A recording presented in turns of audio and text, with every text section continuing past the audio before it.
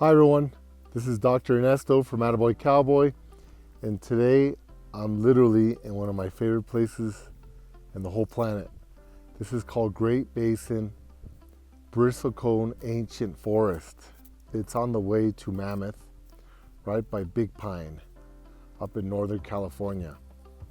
So it's about a 3.5 hour drive from Los Angeles, and what makes this place so special, doesn't look like much, it just looks like a regular forest to the side of the mountain. First off, it's kind of hard to get here. It's about an hour off the road, and if you come in the winter time, probably like 3 or 4 months out of the year, it's hard to get here because the roads are really narrow and they get full of ice. So I tried to pass it at Yukon. I couldn't do it, it was too slippery. It's so remote, they don't really clear the roads very much. They have a visitor center here, but I've actually never seen it open. Here, I'll take that down so you can see a little better view. And what's special about these forests, first let me tell you about the background here. These are the oldest trees in the world, the oldest living thing on the planet. So the sequoias, which are also here in California, are the largest living things in the world. They're the largest trees, bigger than blue whales, everything. They're amazing.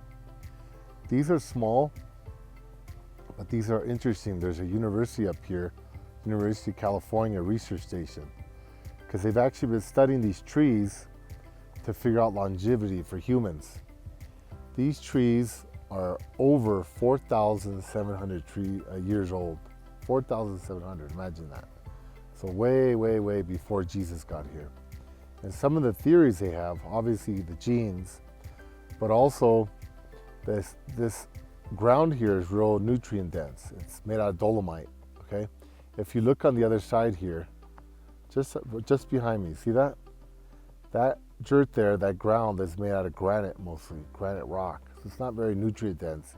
You can see the vegetation, how short and stubby it is. It's basically like grass. Then you get to this side where I'm at. This is a really remote area. It doesn't get a lot of sun, a lot of visitors. It's just kind of hidden. So over time, these trees have adapted. They're regular pine trees, but they obviously evolved into a different type, bristlecone pine. And what makes them different is they've learned how to conserve energy to live longer. So that's why scientists are studying them for humans. For example, these trees here only shed their needles every 40 years. That's unusual. Most pine trees will shed their needles every like 4 to 7 years. So they do it to save energy. They have extra thick bark to protect them from fires and insects and stuff like that. And what's really cool is these guys, most of these are partially dead. Some of them, you look at the tree, it's like 75% dead. And what's happening is that they get hit by lightning or there's fires, and some of the tree might die from disease or age or whatever, but it still keeps living. As long as one small portion of the bark is alive, it'll kind of like, almost like a neuron, it'll jump from one limb to the other and keep feeding the other side. So like 90% of the tree could be dead, and you'll just see one piece of bark, like a strand, and it'll connect to a whole different part. So it's pretty amazing how these things, how resilient they are. So they're small, and they're not very wide, and they do things very slowly compared to other pine trees. That's why with humans, what helps us live longer is kind of the same thing. They find that what we need to do is people that tend to be shorter and thinner live longer. Now I'm not short, I'm almost 6'2", and I'm 200 pounds. But what I could do is limit how much I eat and not allow myself to get overweight. If you can allow yourself to keep your weight down, you're gonna live longer. You have less health problems. Your body's gonna be more efficient at keeping itself healthy. For example, when I go to countries that are poor, kind of like Cuba or North Korea or Ethiopia, people don't have a lot of food. People are really thin. And well, first thing I notice is they have great bodies, especially in Cuba. They're all muscle. I'm like, man, I wish I could look like that, instead of having these chubby cheeks here. But I'm in the US, we got too much food. It's nice to have all this good food, but it also does damage. And by the way, this cabin here, there's a few of them. There's one here in the background. These are leftovers from the gold rush. Here in California, when we took over this territory, like I think it was in 1848, sometime around that time, from Mexico. We had the Mexican War, obviously, and we took this territory from them. No one wanted to live out here out west. Everyone was on the East Coast. They discovered gold. We had the gold rush, and everybody started moving out here. That's why they call it the Golden State, because of the gold. And we had some settlers here. Apparently were living here for a few years, and they finally gave up because there's literally nothing around here. It's just, aside from this small forest here, which is amazing. And I'll show you some more pics in a minute of the old trees. There's not really much going on out here.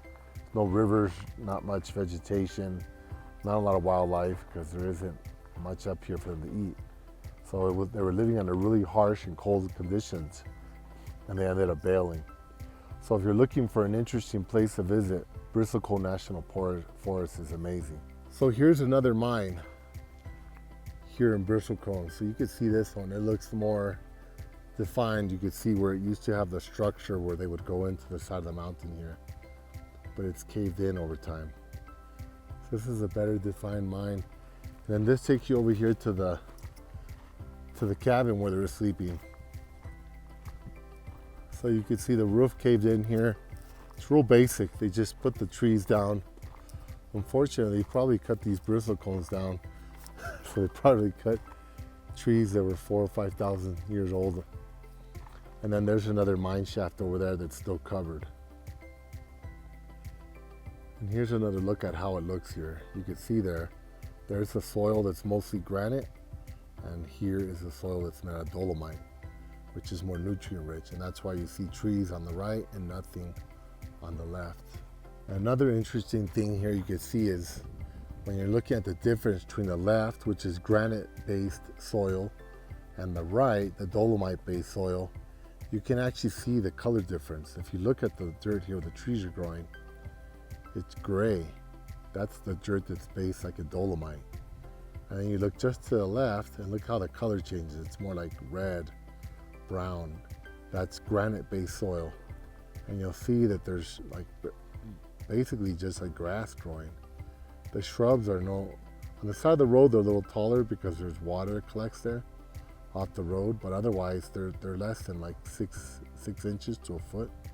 It's really like, there really isn't much nutrients. That's why nothing grows. So you can see what a dramatic difference it has on the environment here, the nutrient density of the soil. Here you can see exactly how the needles look on these bristlecones. These are the ones that last 40 years instead of falling 4 to 6 years. Much different than regular pine trees. You can see all the little pine cones that are starting to form there. So here is an example of how resistant these bristlecone trees are. So here's this big tree here. It looks like it's completely dead. It's all full of holes here from probably bark beetles or something eating it, woodpeckers. And then you see the roots, they're all rotten, full of holes. And then here on the side, you see like a branch coming out of the base. You see that? And then there goes a whole new like tree growing out of it. It looks like it's a different tree, but it's growing out of the same one. So the interesting thing is, since this tree is dead, you can't measure the rings. So, and it's not, well, you can measure them, but it's not growing anymore. So it's not gonna basically show its age anymore. And then now you have this new tree that's growing, and that tree is new. So it's gonna show maybe like, I don't know, 20, 50, 100 years of rings. It's kind of like interesting. You wouldn't be able to tell that this is a tree that is most likely thousands of years old. And here's a closer look of how it's growing out of the same trunk there. And here in the background, you can see the same thing. All these trees are like that. Here's another one. It's mostly dead.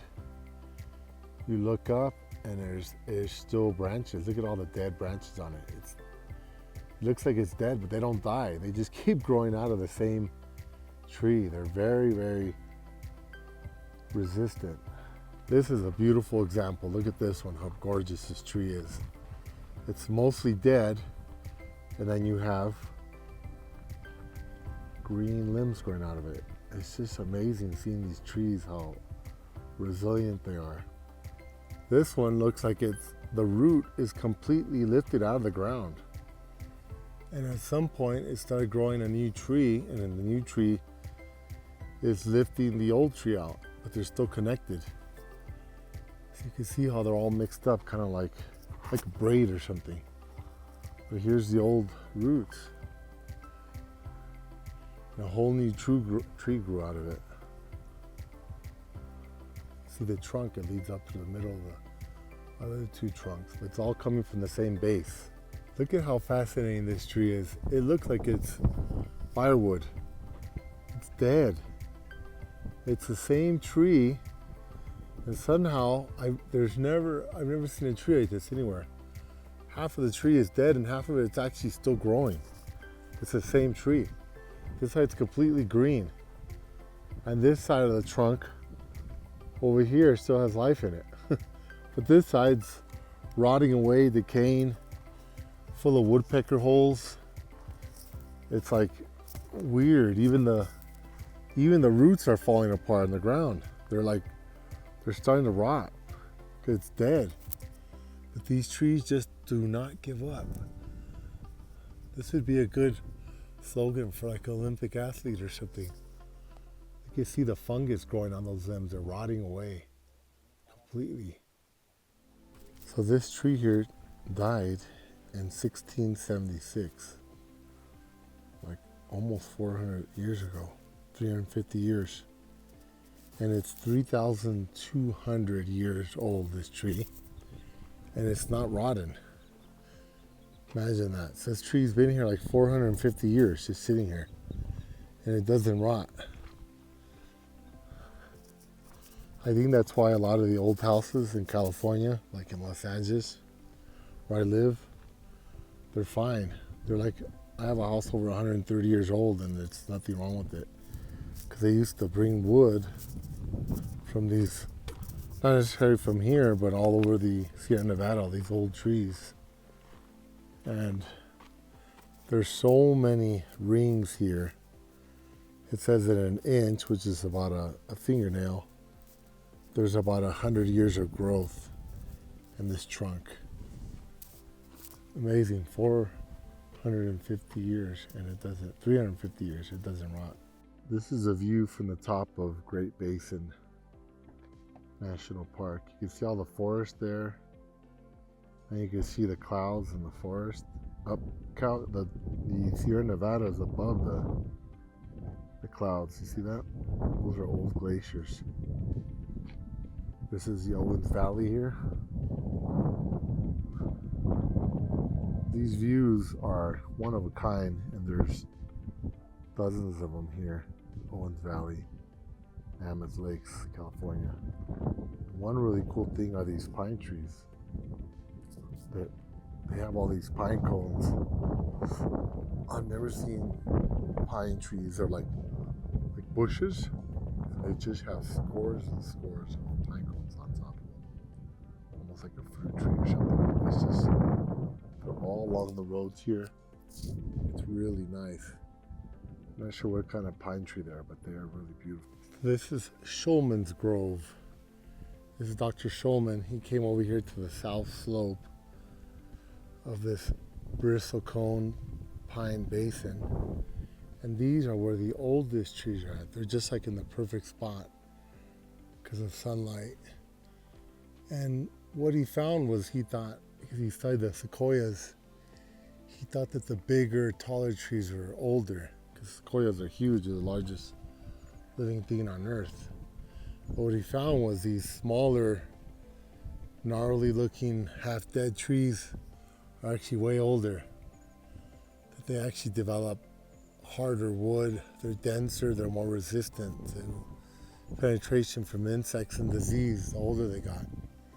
So they actually in a way got stronger the older they got. And this is where they exist here on the south slope of the hill.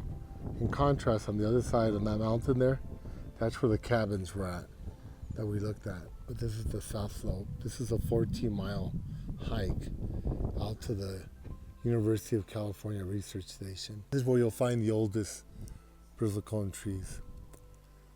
So thank you for watching, and from Great Basin Bristlecone Pine Tree Forest in California, this is Dr. Ernesto Martinez, and if you haven't already subscribed, please do.